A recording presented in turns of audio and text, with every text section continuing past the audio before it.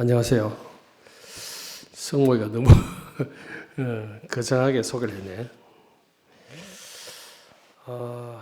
반갑습니다. 아유, 엄청 많이 오셨네.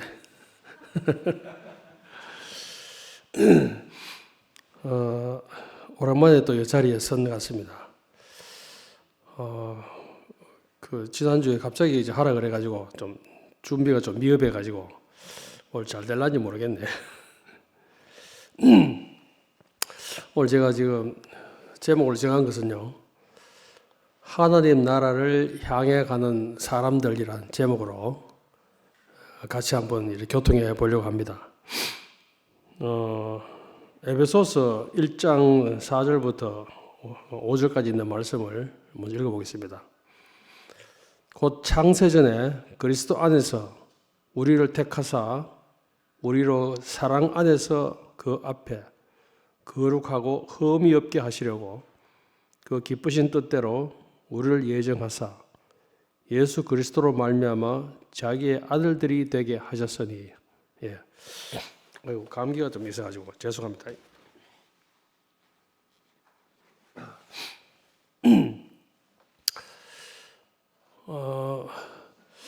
하나님은 창세전에 우리를 선택을 하셨다. 우리 창세기 보면 이제 그게 나오죠. 근데 여기 에베소서 1장 4절에서도 이제 그렇게 그런 내용이 나옵니다. 성경은 처음부터 하나님의 어떤 경륜에 의해 가지고 사람을 지으시고 또 사람을 늘 찾으시고 하는 그런 내용이 나옵니다.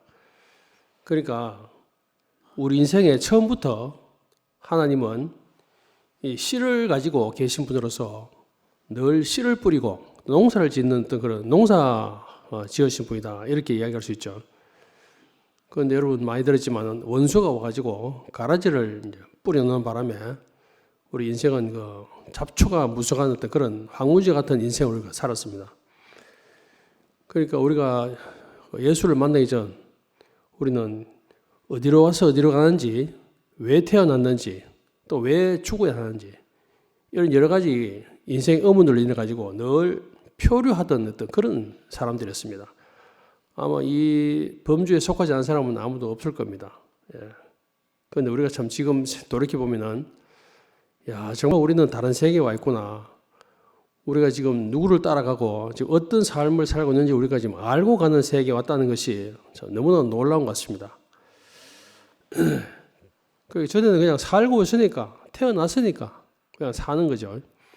그건 대답이 아니죠. 그런데 그게 이제 그런 대답밖에 우리가 가지고 있지 못했습니다.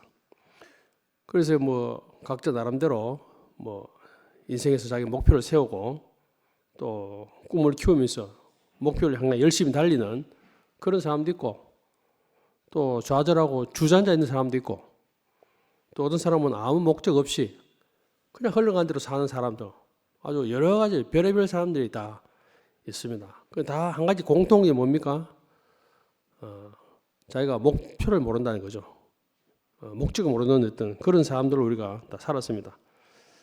다양한 인생을 살았지만은 결국은 해답이 없는 삶을 살았다, 이렇게 이야기할 수 있죠. 그런데 인생은 앞서 말씀드렸지만은 주인이 있는 밭입니다. 농부는 이 곡식을 얻으려고 하면은 잡초가 나 있으면은 잡초를 제거한다든지 해서 좋은 땅을 만들려고 그렇게 노력을 하게 됩니다. 잡초가 났다고 버려버리는 그런 농사꾼은 없을 거라고 생각을 합니다. 그것이 이제 우리 인생에서는 참 다양한 일이죠. 농부가 우리가 비록 잡초가 무성한 그런 인생을 산다 하더라도 우리를 당신의 손으로 다 경작해서 당신이 열매를 거두려고 하신다는 그 계획을 가지고 있다는 거, 이것이 너무너무 우리 인생으로서는 다양한 일이 아닐 수 없습니다. 지금 우리 교회는 세상과 분리해서 이렇게 따로 사는 어떤 그런 세상이 아닙니다. 교회는 세상과 늘 접촉하고 있기 때문에 늘 가라지가 납니다. 우리 교회에서도 또 제 삶에서도 그렇고 늘 어느 정도 좀 정리해놨시 보면 또 가라지가 보이고, 늘 그렇듯이 우리 교회도 늘 그렇게 그런 삶을 우리가 살아왔습니다.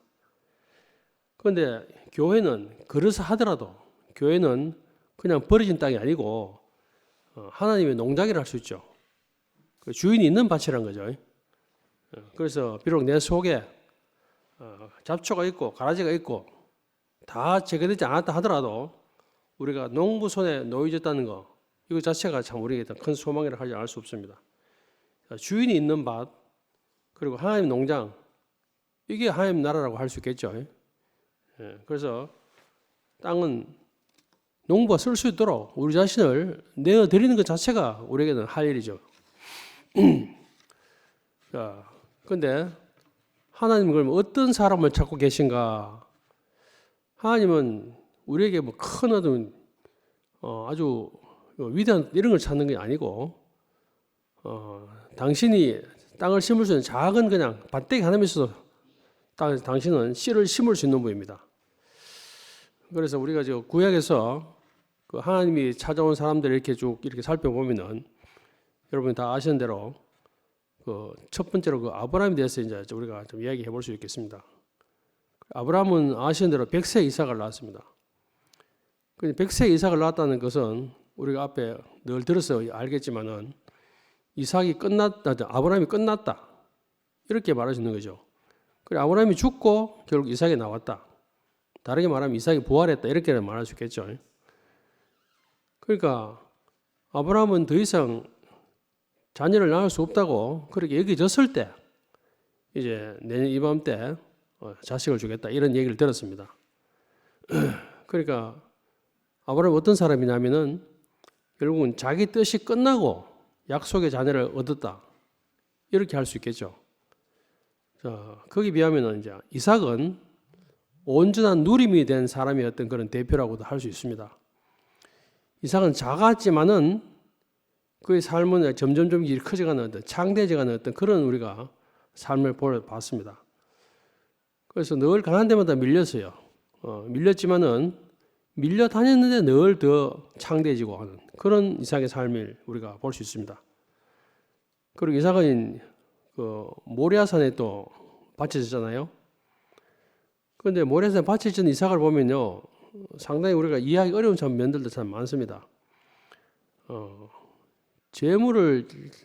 그러니까 재물을 가지지 않고 그냥 아버지와 같이 아들이 둘이 이제 결국은 제사를 지내러 간다는 것을 그 성경에 나와 있지 않지만은 그 전혀 몰랐을 리가 없다고 생각이 듭니다.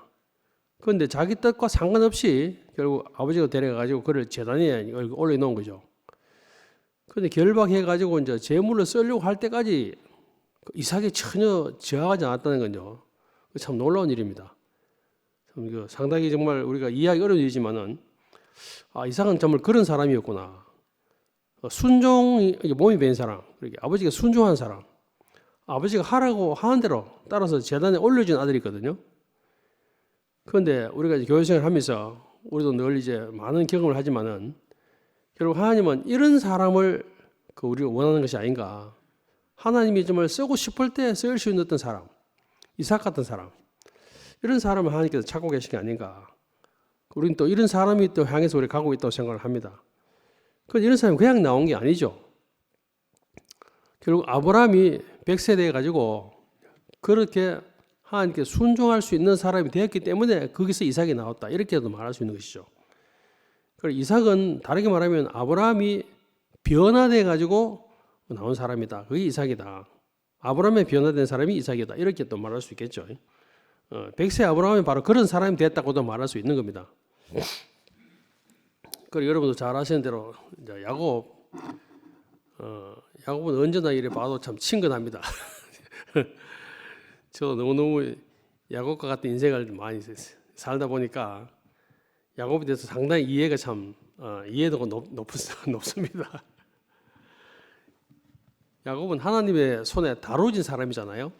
여러분 아시는 대로 야곱은 태어나면서 자기 형의 발꿈치를 잡고 나올 만큼 욕심이 많고 상당히 꾀가 많고 그리고 머리가 비상한 사람이라고 우리가 볼 수 있습니다. 그런데 그 전체적인 흐름을 보면은 야곱이 이제 결국 자기가 도모했던 모든 일들이 결국 제일 마지막에 가면은 다 쓸데없는 일이 다 돼버리거든. 쓸모없는 일이 돼버렸다 이렇게 할 수 있는 거죠. 그래서 마지막에는 이제 결국은 그 양식이 떨어져 가지고 굶어 죽게 되었을 때 양식을 구하러 애굽으로 가지 않으면 안 되는 어떤 그런 상태가 된 것이죠. 그 야곱은 어찌 보면은 자기 재물을 취하기 위해서 평생을 노력했던 사람이라고 할 수 있습니다. 그런데 마지막에 말년에는 그런 것이 다 없어지고 결국은 이제 쌀보짜리밖에 남지 않은 그런 노인의 상태가 되어버린 것이죠. 그래서 애굽으로 이제 이재민이 돼가지고 양식을 구하러 가는 어떤 그런 신세, 어찌 보면 참 처량한 신세죠. 그런 신세 되었을 때, 그런데 그런 사람을 들어서 하나님이 바로를 2번이나 축복을 했다는 겁니다. 세상으로는 도저히 이해할 수 없는 어려운 것이죠. 근데 야곱은 사실은 뭐 줄 게 아무것도 없지 않습니까? 그런데 그때 야곱은 하나님의 영광이 넘치는 사람이었다는 겁니다.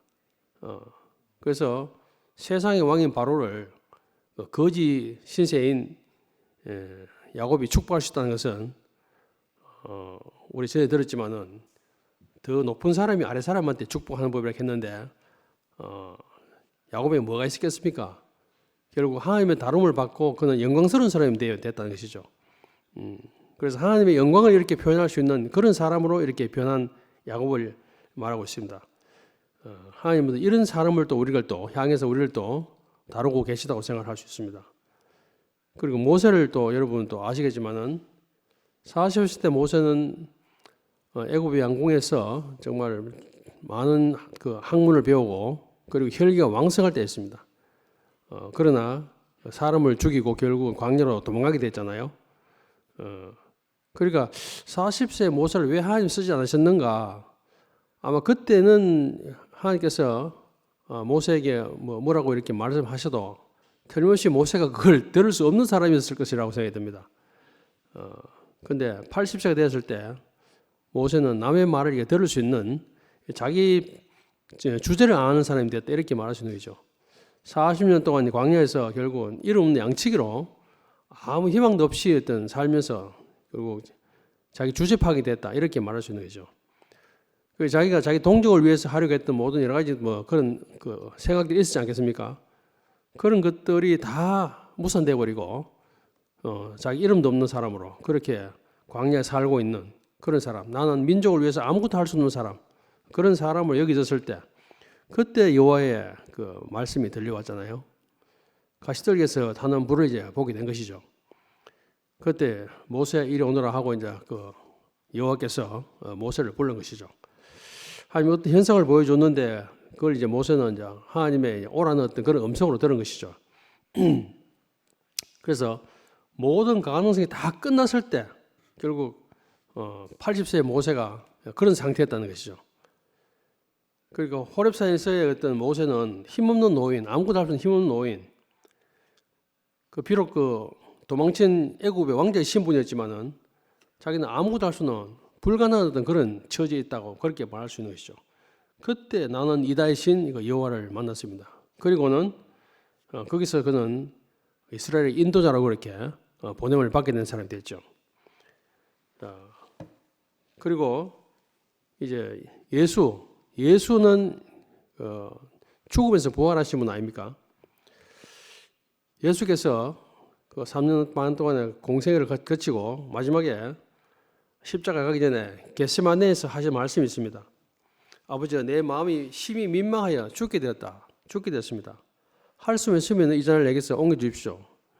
그러나 내 뜻대로만 합시고 아버지 뜻대로 하십시오. 이렇게 이제 기도를 하게 됩니다. 그래서 예수께서 이제 공생을 하시는 동안에 많은 말씀을 이렇게 제자들 데려다니면서 하면서 그때는 그렇게 생각을 했을 거라고 생각이 됩니다. 백성들에게 이적도 행하고 때로는 이제 말씀도 전하고 하면서 그런 걸 통해서 하나님 나라가 전파될 것으로 생각했다고 생각합니다. 그런데 그 겟세마네 이르러 가지고 내린 결론은 그 모든 것들이 결국 자기 뜻대로 되지 않는 어떤 그런 현실을 하나님께 기도하고 있는 걸 할 수 있습니다. 우리도 마찬가지지만은 하나님을 따라가면서 우리 교회생활을 하면서 우리는 할 수 있으면 내 뜻이 이루어지기를 우리가 늘 바라면서 살았습니다. 그렇지만은 우리가 살아보니까 내 뜻이 이루어지기보다는 하나님의 뜻이 이루어져가는 우리 자신을 늘 발견하곤 합니다. 그래서 내 뜻이 교회 생활하면서는 내 뜻이 이루어지는 것보다 내 뜻보다 하나님의 뜻이 이루어지는 것이 우리에게는 오히려 더 복이구나. 이런 사실을 우리가 이제 알게 되었습니다.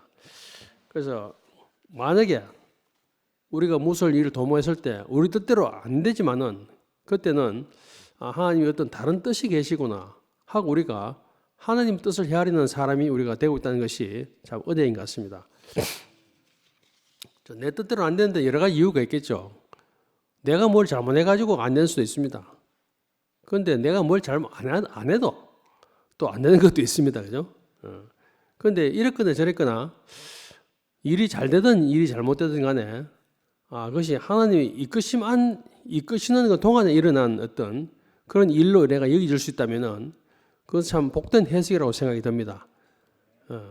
그래서 저도 참 많은 그 일을 겪으면서 많은 과정을 겪으면서 참 많이도 망해봤습니다. 망한 사람의 대표자가 아마 저 아닌가 싶습니다. 그런데 전에도 제가 간증을 여러 번 했지만은 제가 생각해도 이거는 분명히 철저하게 다 나름대로 분석을 하고 뭐 따져보고 막 그래가지고 했는데 그것도 어느 정도 안 되면은 제가 이해를 하겠어요. 근데 100%안 되는 그런 경우 여러분 뭐 경험해 보시면 모르겠지만은 저는 100%안 된다는 걸 경험을 몇 번 했습니다. 그래서 그때는 이거 내가 뭘 잘못했는가 이렇게 싶다가도 결국 최종적으로 제가 알게 된 것은 하나님이 내 인생에 개입해서 내가 하나님의 이끄심을 받고 있구나 이런 결론을 제가 얻게 된 것이죠. 그러면서 결국은 내가 정말 재수 없어가지고 어쩌다 지나가다 보면 진짜 뭐 누구 말마다 똥 밟았어 그렇게 생각했던 이런 것들이 그게 아니구나. 하나님께서 내게 두신 다른 소원이 있구나. 다른 계획이 있구나. 이런 생각을 하게 됐습니다. 그래서 하나님 손에 붙잡힌 사람은 자기에게 일어난 어떤 일이라도 하나님이 이끄시는 해석으로 그렇게 우리가 해석할 수 있다는 것. 그것이 우리가 교회 생활을 하면서 어떤 큰 복이 아닌가 그런 생각을 하게 됩니다. 예수님은 죽음에서 부활하셨잖아요.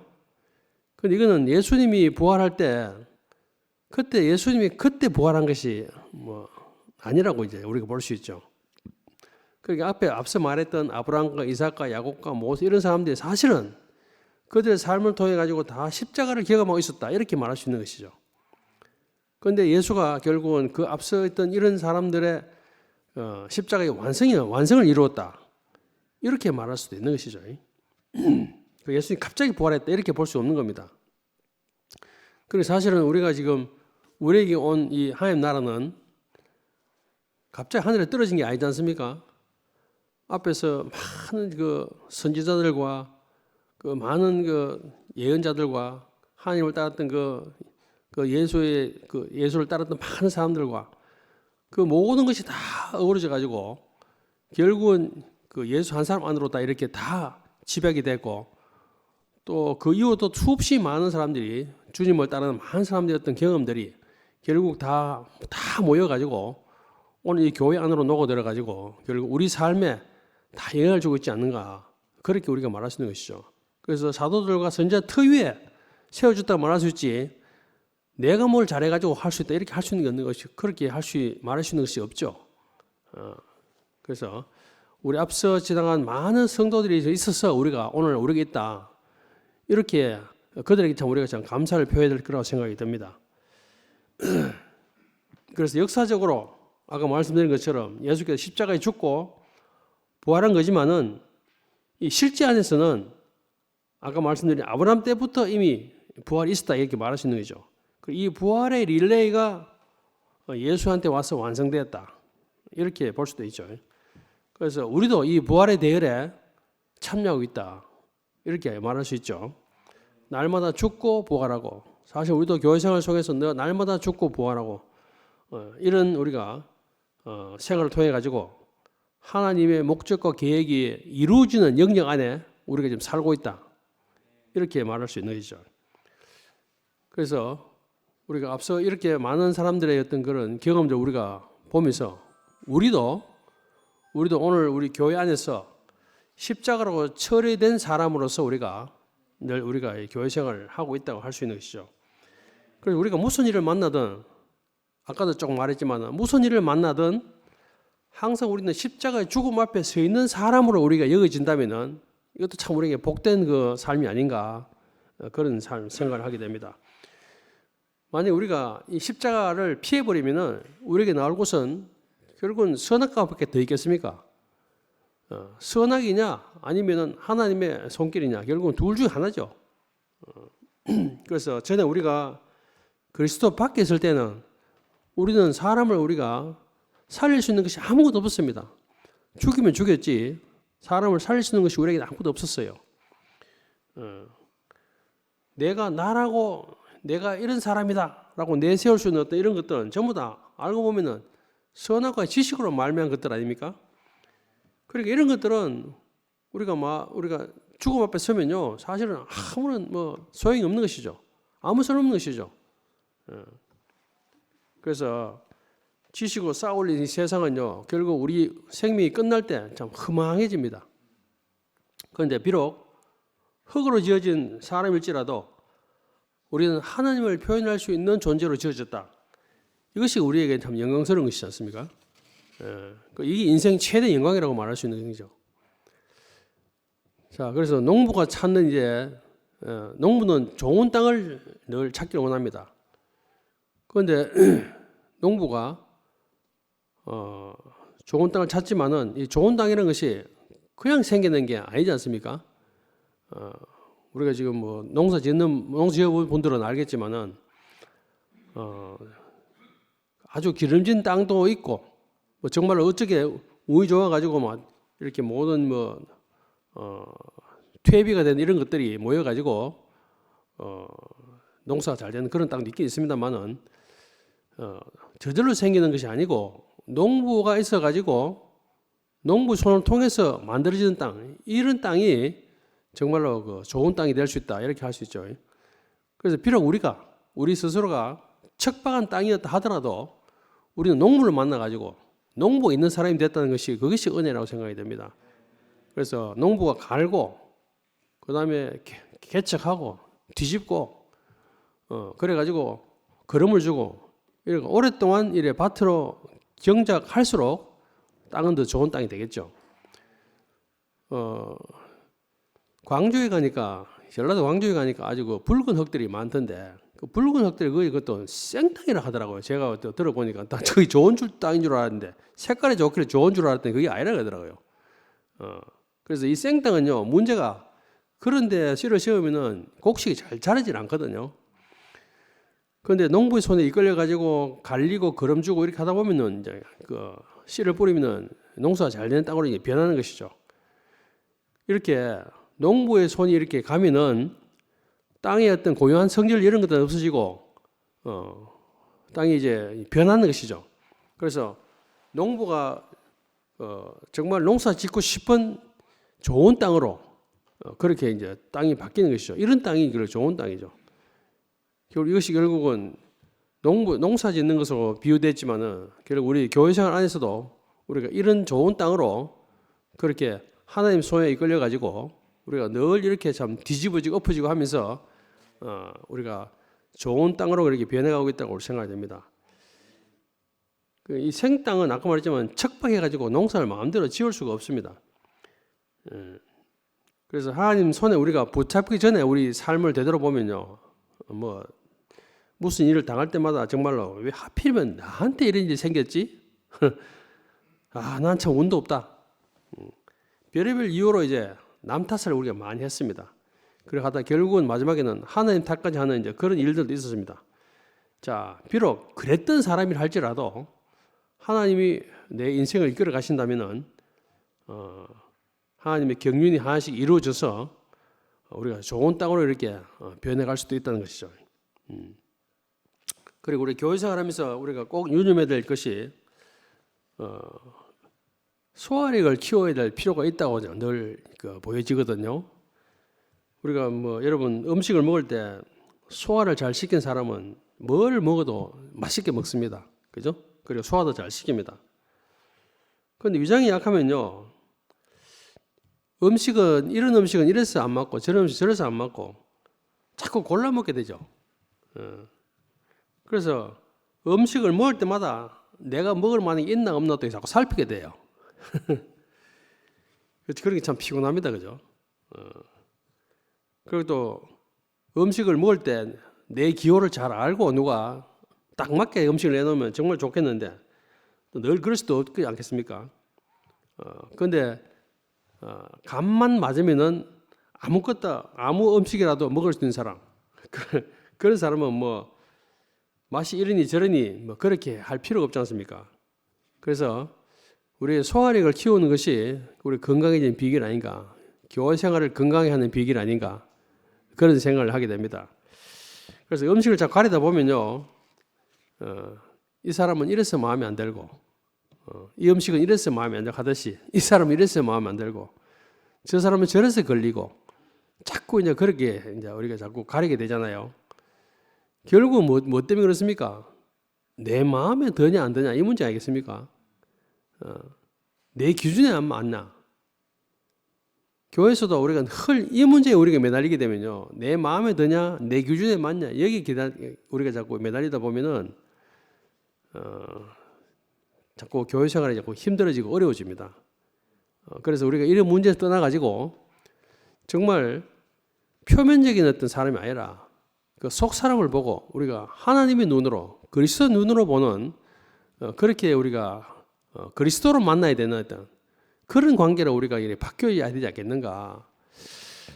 우리가 사람은 별로 많지는 않습니다만은 많지 않은 어떤 교회 생활을 하면서 아주 사소한 문제를 인해 가지고 서로 간에 그 담이 생기고 하는 그런 것들은 참 너무나 안타까운 일이 아니겠습니까? 그래서 우리는 그리스도로 보는 눈을 우리가 더 키우고 그 문제에서 우리가 뛰어넘어야 됩니다. 어떤 문제라도 매이면요, 교회가 건축이 안 됩니다. 중요한 건 제일 중요한 거는 교회 건축이 안 됩니다. 그런데 우리가 늘 죽고 살고 십자가의 삶을 살다 보면요, 우리의 소화력이 커집니다. 그리고 늘 또 우리를 교회가 되지 못하게 우리를 방해하는 사단에 대해서도 우리가 사단을 잘 모르면요, 사단을 우리가 너무 지난번에 그 말씀을 했지만 우리가 사단을 영 무시하면 안 돼요. 사단이 어떤 놈인지 우리가 분명히 알아야 됩니다. 그래서 살다 보면요, 특히 교회 생활을 하면서도 억울한 일도 생겨요. 실제로 또 원치 않는 일도 생기고요. 전에는 교회 생활을 모르고 주님을 모를 때는 그런 일 겪고 나면은 분도 나고 기분도 나쁘고 또 그런 일은 얼른 지워지지도 않아요. 자꾸 생각이 나. 그 머릿속에서는 야, 이거 언제 대갚아 줄까? 언제 복수 좀 하지? 두고도 열이 받고 이래요. 그런데 막상 갚아주려고 하는데 주먹에 힘이 없어. 힘으로 대갚아주지도 못하면서 기분만 엄청 나빠.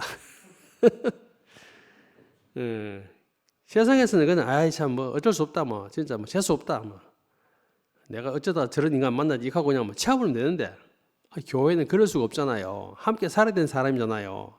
영원히 우리가 건축돼야 될 사람이잖아요. 그런 관계인데 만약에 그런 생각이 든다면요, 이건 정말로 복이 안 되거든요.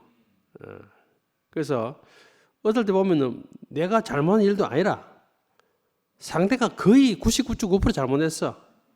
그런 일도 있어요. 또 내가 잘못한 일도 물론 있겠지만은 우리가 화가 많이 나는 경우는 주로 상대가 많이 잘못했다 싶을 때 나는 거 알겠습니까? 내가 잘못해놓고 그런 건 똥긴 좀 썩낸다는 거지. 그거는 아주 무리한 거죠. 그런데 대부분 상대가 좀 잘못했다 싶으니까 내가 막 속에서 부인하고 화가 나고 그런 거 아닙니까? 그런데 상대가 잘못한 일이라 하더라도 세상 사람들처럼 주거니 받거니 이렇게 하고 시시비를 가릴 수가 없잖아요.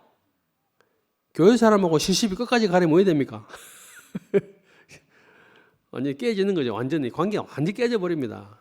그래서 교회에서는 너무 그것을 막 이삿듯이 잡아가지고 시시비를 가리는 걸 좀 우리가 경계해야 될 필요가 있습니다.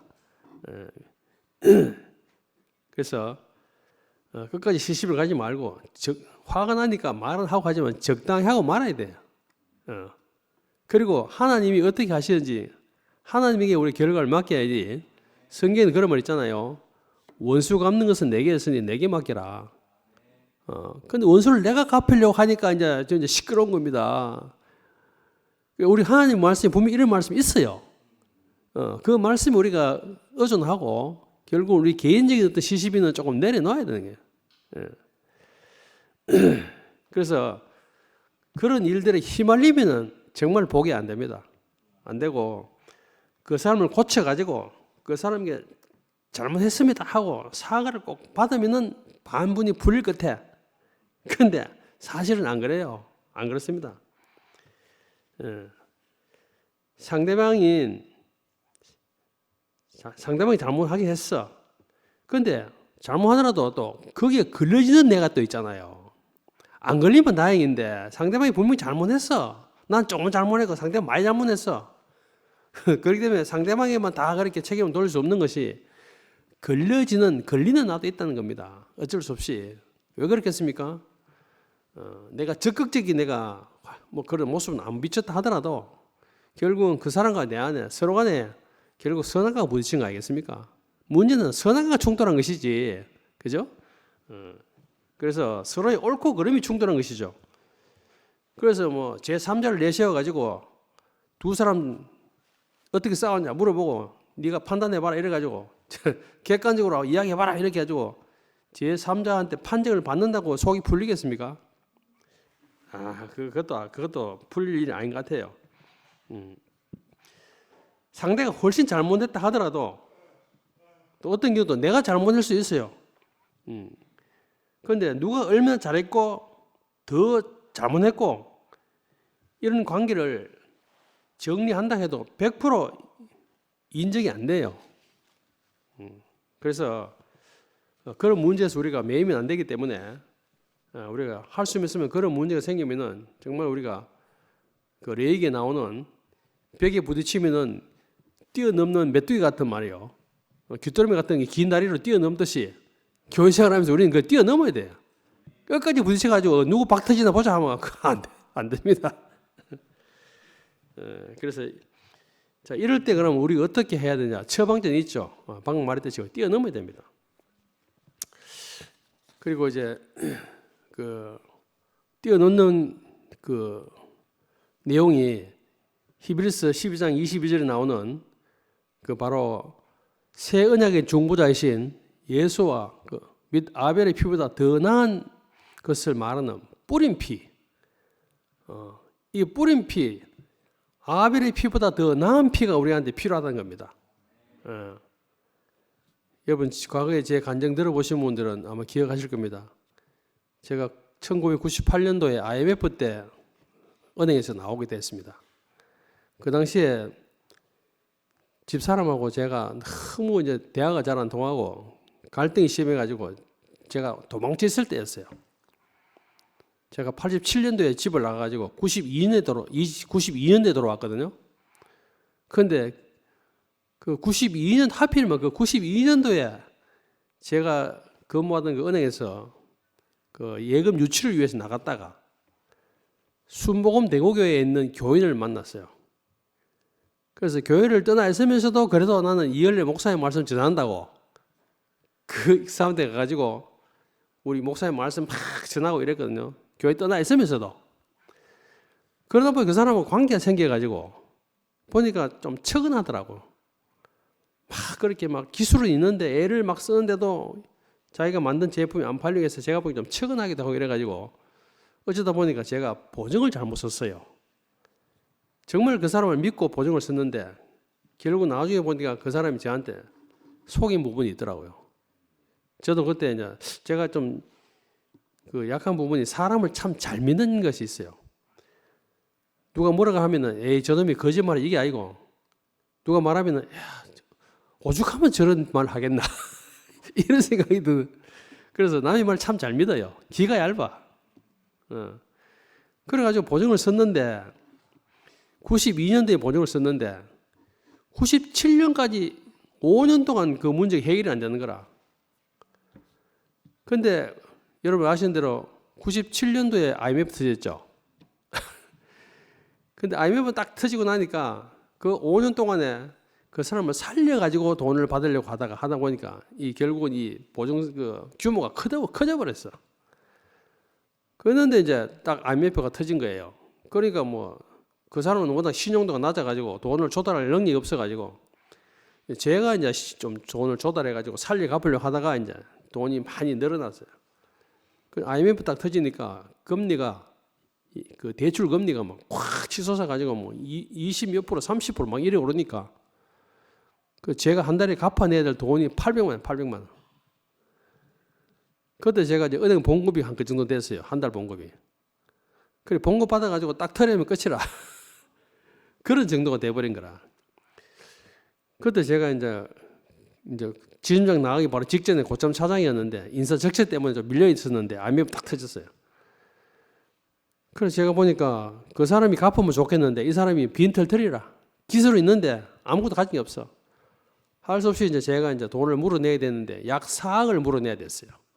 98년도에. 97년도죠. 그러니까 제가 이제 퇴직금을 같이 많이 준다 하길래 퇴직금 받고 집 팔고 해가지고 3억 5천을 갚았어. 5천을 못 갚고 금융기관에 대출을 못 갚고 그래가지고 제가 신용불량자가 됐어. 97년도에. 그리고 대명 일동에 한시적 생활보호 대상자가 되어버렸다. 그 정도로까지 완전히 추락해버렸어요. 그래가지고 뭐 처가의 도움을 좀 받아가지고 어두컴컴한 상가 1층 집을 구해가지고 제가 살면서 희동이 그 김희동 형제 정수기 회사에 임대 정수기를 이제 영업하는 일을 조금씩 하고 있었는데 그때 금융기관에서 막 저한테 계속 연체 독촉이 막 들어온 거라. 그러니까 뭐 사실은 제가 당장은 이제 돈을 갚을 능력이 안 되니까 저는 뭐 사실 뭐 힘이 없으니까 어쩔 수 없이 미안합니다 하고 계속 미안합니다 소리만 하고 있는 거죠. 근데 문제는 우리 장 여사가 문제였어요. 내가 독촉을 받으니까 겁이 딱 났는 것 같아. 야, 저하다 자기한테까지 와가지고 채권자들 와서 달려들어가지고 뭐 그러면 어떻게 하나 이런 걱정이 됐던 모양이라. 그래가지고 오늘 갑자기 저보고 하길래 걱정하지 마라. 남편과 아내의 했던 이 금전적인 문제는 독립적으로 계산하기 때문에 전혀 당신한테는 그런 문제가 없다. 걱정하지 마라. 그렇게 했는데 자꾸 와서 이제 쪼르는 겁니다. 야, 이거 무슨 문제 없나? 문제하길래 걱정하지 마라. 내가 은행원 출신 아이가 이렇게 했는데 그래도 자꾸 걱정하는 거야. 그러다가 며칠 뒤에 와가지고 위장 이혼 좀 해도 하는 거라. 난데없이 어디서 좀 주워들은가 봐. 그래가지고 나는 그 말 듣 들으니까 아니 내가 은행원 출신이고 내가 독촉도 해봤다. 그런 염려하지 마라. 이렇게 했는데 자꾸 쪼는 거야. 그래서 할 수 없이 내가 이렇게 말했죠. 그러면 장인어른한테 여쭤보고 목사님한테 여쭤보고 위장이혼 해주라고 하면 할게. 이렇게 딱 말을 했어. 그랬는데 오후에 갑자기 목사님이 전화가 오신 거라. 그 전화를 딱 받았더니 야 정초이냐? 예 목사님 아이고 웬일이십니까? 그랬더니 너 목사님 갑자기 막 전화기 대고 야 너 왜 장수희랑 이혼하자 그랬냐? 왜 그래 고집이 세? 아니 나는 목사님 거기 아니고 하면서 뭐 설명하려고 하는데 막 전화 팍 끊어. 와, 난 뭐 기가 빡쳐. 와, 기가 딱 차는 게 있잖아요. 아니 내가 먼저 이혼하자 위장 이혼하자 했는 것도 아니고 내가 장인어른 목사님 다 물어보고 하자고 이야기를 했는데도 갑자기 나한테 없이 만나는 폭탄만 한 거라. 와, 근데 기가 찬 거라. 우리 보통 정말로 사형 은도받는 사람도 마지막에 마지막 자기 진술할 기회를 준다대. 목사님한테 설명하려고 하는데 설명할 기회도 안 주고 막 그냥 막 왜 그래 고집이 세? 왜 그래 꽉 막혔어? 하면서 막 정말 뭐 기가 차더라고. 아니 장수하고 결혼하라고 또 자기가 내고 결혼하라 해놓고는 장수에 살면서 나는 속이 문드러지고 있는데 그러다 또 5년 또 밖에 나갔다 왔잖아. 와가지고 이제 막 새 마음으로 다시 막 열심히 살고 있는데 갑자기 막 그렇게 나 폭탄 터뜨려 보니까 와, 뭐 정말 야, 이거 내가 그래도 믿을 사람 목사님밖에 없는데 목사님마저 내한테 이래 말하면 내가 누굴 믿나 말이고 이래가지고 이제 막 에이, 이 카는 이 바람에 막 교회 떠나보자 막 이런 말까지 들었다니까요. 그래가지고 제가 그날 저녁에 막 너무 기가 차가지고 대명동 막 그 여름인데 밤새 돌아다니면서 울었다니까요. 억울해가지고. 그래 막 교회 떠나보러 가다가 목사님 만나보고 따지고 한번 따져보고 떠나야지 하고 이제 그다음 아침에 이제 각복으로 갔더니 이 장여사가 이제 현욱이 자매 그 영숙이 차를 타고 들어와 있더라고. 그래가지고 보니까 장수의 얼굴을 보이길래 본체 많지 하고 야 목사님 받아 쌩 들어가가지고 목사님한테 막 따졌지. 목사님 여차저차 해가 이러는데 내한테 말도 안 들어보고 그럴 수 있습니까? 했더니 목사님 들어보더니 야 미안하다 야 이거 미안하다 야 그간데 내가 더 이상 할 말이 없더라고. 야 근데 그러고 왔는데 며칠 뒤에 목사님 말씀 중에 이 말씀 딱 하신 거라. 방금 제가 읽어드렸는 바로 히브리서 이 말씀 하신 거예요. 새 언약의 중보자이신 예수와 그 아벨의 피보다 더 나은 것을 말하는 뿌린 피에 대해서 말씀하신 거야. 그러면서 사실 말씀이 예수보다 더 억울한 사람이 있나? 이렇게 하면서 말씀 중에 예수보다 더 억울한 사람이 있나? 예수보다 더 억울하면은 예수만큼 영광을 얻을 것이다. 이렇게 목사님 말씀하시는 거라. 그 말 딱 듣고 나니까 그 말이 맞는 거라 보니까 내가 예수만큼 안 억울한 거라. 그래가지고 그때 그 말 딱 듣고 있잖아요. 그동안 뭐 장수하고 엮기 문제가 얼마나 많은지 몰라. 나중에 뭐 교회 돌아다니는 말 들어보면 뭐 기가 찬 말들 들려와. 근데 그런 억울한 것들 내가 다 해명도 못하고 그런 것들이 말이야. 그때 일시에 다 날아가 버리더라고. 와, 신기했어요. 그래서 그걸 경험하면서 정말 예수의 피가 아벨의 피보다 정말로 얼마나 더 그 낫게 하는 피인지 그때 이제 뭐 정말 그 예수의 피에 대해서 정말로 예수의 그 죽음에 대해서 내가 확 이제 하늘이 밝아지는 그런 경험을 하게 된 거죠. 그런데 이제 그 자초지식을 나중에 알아보니까 장수희가 김기옥의 친구라. 그래가지고 이제 내가 장인하고 목사님 물어보고 해주라 하면 할게. 딱 그래 말했더니 이제 우리 장여사 생각에는 아이고 위장 이혼 해놨다가 진짜 이혼하면 큰일 난다 이렇게 싶었던 뭐라. 자기 생각에. 그래가지고 그걸 이제 친구라고 김기옥이한테 전화해가지고 그 전후 사정을 말 안 하고 다 빼먹고 박종채가 이혼하자 하더라. 요것만 말해거라.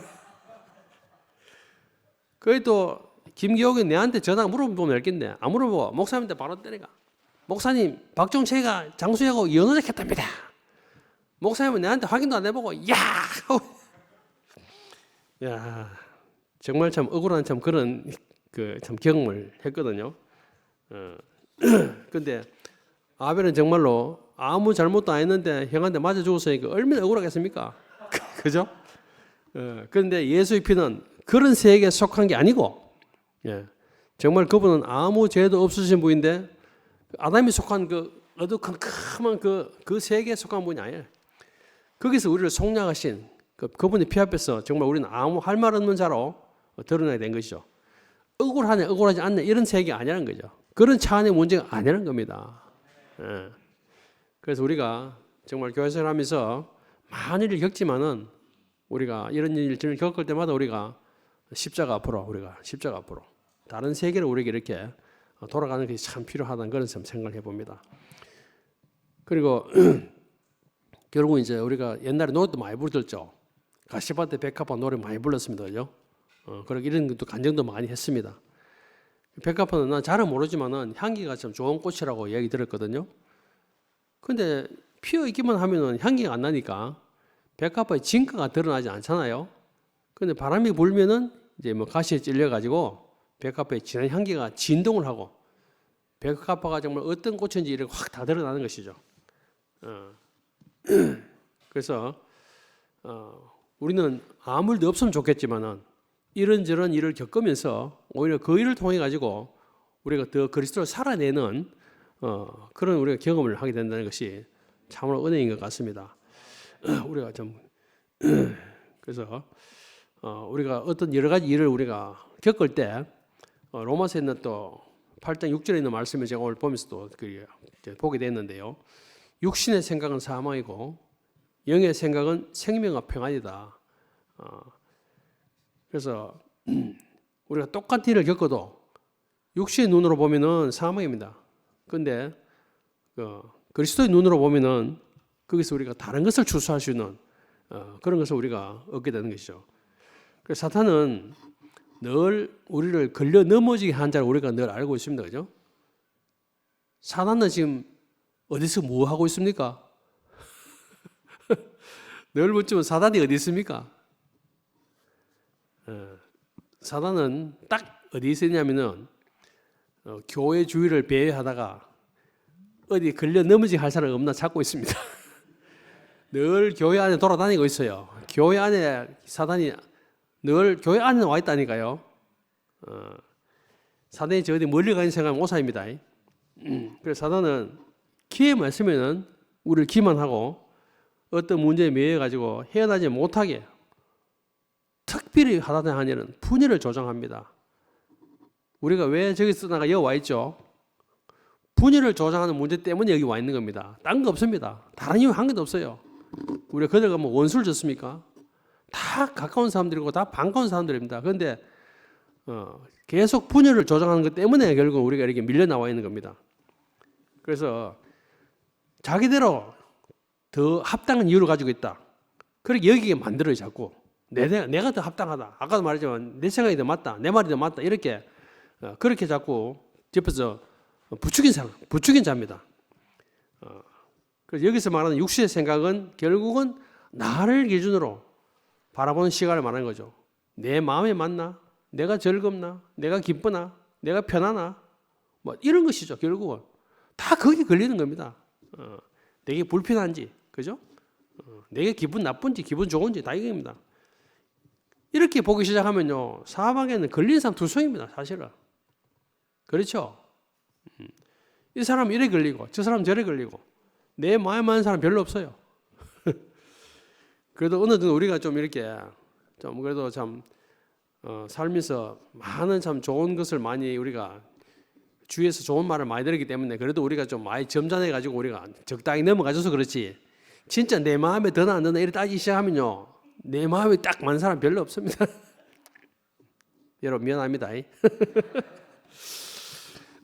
속을 한번 뒤집어 보면요, 틀림없습니다.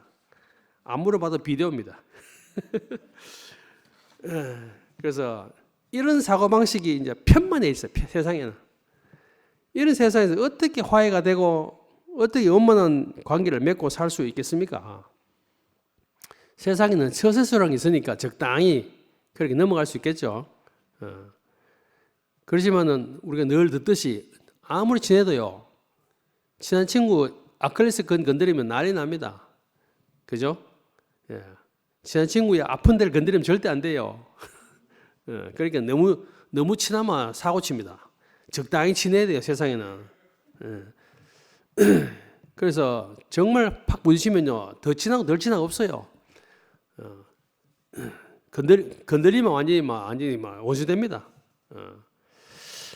그래서 세상에 지혜로운 사람들은요, 적당히 거리를 두고 적당히 거래합니다.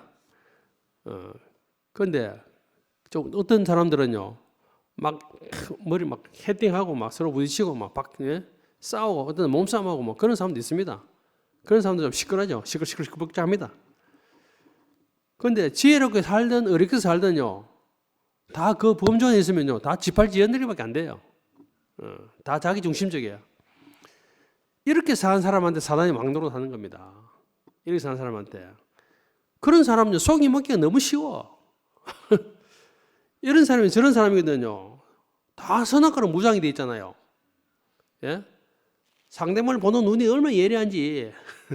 그런 사람은요, 사단이 속이 먹기 정말 쉬워요. 그래서 그런 사람들한테는 사단요, 거의 힘쓸 필요도 없습니다. 툭 건드리면 넘어져. 그래서 우리가 어느 정도는 우리가 뭐 일일이 우리가 다 그렇게 참 다 처리받아서 우리가 십자가로 처리받아서 다 넘어가면 좋겠지만은 그렇지 못한 경우도 있습니다. 그래서 우리가 적당히 참을 땐 좀 참아야 돼. 적당히 참아야지 못 참고 그냥 막 계속 디비뿌리 이러면 안 되거든요. 그래서 아담에 사는 사람들 어쩔 수 없습니다. 그 세계에서는 그렇게 하는 방법밖에 없죠. 그럼 우리는 또 그렇게 할 수가 없잖아요. 결국은 우리는 끊임없이 그리스도 안으로 다르게 말하면 십자가 안으로 우리가 옮겨야 됩니다. 옳고 그름의 세계에서 벗어나가지고 하나님이 보는 시각으로 정말로 우리 옛날에 그런 말 많이 했습니다. 우리가 정말로 생명의 눈으로 형제를 보는 그런 시각으로 우리가 바꿔야 되지 않겠는가 그런 생각을 합니다. 아니 지금 교회 열심히 다니는데 뭔 소리 하고 있는 거야? 이렇게 말할 수 있는 사람이 있을 거예요.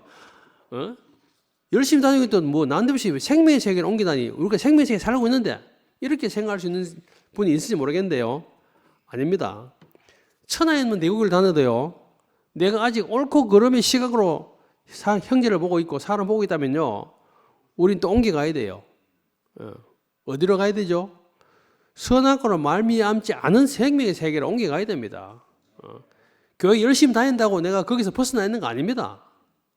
내가 그런 시각으로 본다는 건요. 보고 있다면은 우리는 그런 매너리즘에 빠지면 안 돼요. 옮겨가야 됩니다. 그래야 사탄이 쳐놓은 거물에서 우리가 벗어날 수 있거든요.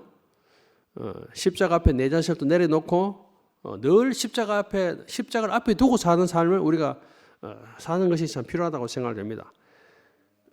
그래서 뭐 우리가 형제들하고 이렇게 늘 밥도 먹고 차도 한잔 마시고 놀러도 가고 또 교회를 매주 나오니까 교회 생활 잘하고 있는 거냐? 아닙니다. 그 교회 생활 잘하고 있는 거 아닙니다. 교회 생활은 핵심이 뭡니까?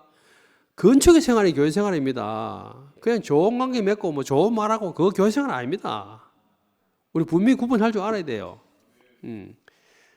그래서 사탄은 언제나 우는 사자와 같이 두루 삼킬 자를 찾고 지금도 있어요. 교회는 그리스도로 방어망을 쳐놓은 안전지대가 아닙니다. 아니에요.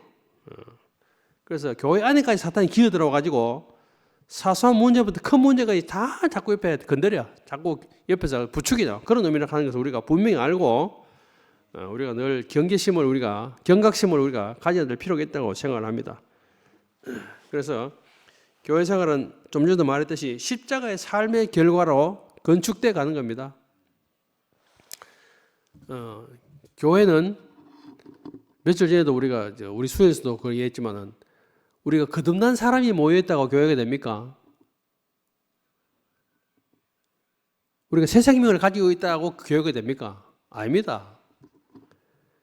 교회는 반드시 연단을 통해 가지고 관역을 거쳐 가지고 죽음을 통해 어떤 형제의 구체적인 죽음을 통해 가지고 교회 건축되지 거듭난 사람이 모여있다고 교회가 건축되는 거 아닙니다. 서로 짜여지려면요 깎여야 되거든요. 깎이는 걸 거부하면은 건축이 안 되거든요. 그걸 감수해야 되는 거죠. 교회는 그런 곳이라고 우리가 알고 왜 더 영광스러운 우리가 그리스도를 우리 향해서 가기 때문에 그것을 우리가 감수하고 우리 가는 것입니다. 그런데 그걸 피해버리면요, 그 십자가 피해버린 것이거든요. 십자가 피해버리면 교회 안 되거든요. 건축이 안 됩니다. 그래서 교회 생활은 십자가의 죽음의 행진이 계속되는 곳이다. 이렇게 말할 수 있습니다. 서로의 관계 속에서 사소한 문제부터 큰 문제까지 내 생각을 내려놓고 형제와 이렇게 연합하는 그런 교회 생활을 정말 우리가 필요로 하지 않는가 그런 생각을 합니다. 그리고 우리가 이제 말씀의 교제를 통해 가지고 나를 처리하시는 하나님의 손길을 우리가 받아들이고 늘 우리가 그것을 늘 이렇게 인식하고 교회에서 계속 우리 형제들의 십자가의 행진이 계속된다면은 교회는 더욱더 그리스도의 몸된 교회로 그리고 구체적으로 건축되어 갈 것이라고 생각이 됩니다. 주님 찬양합니다.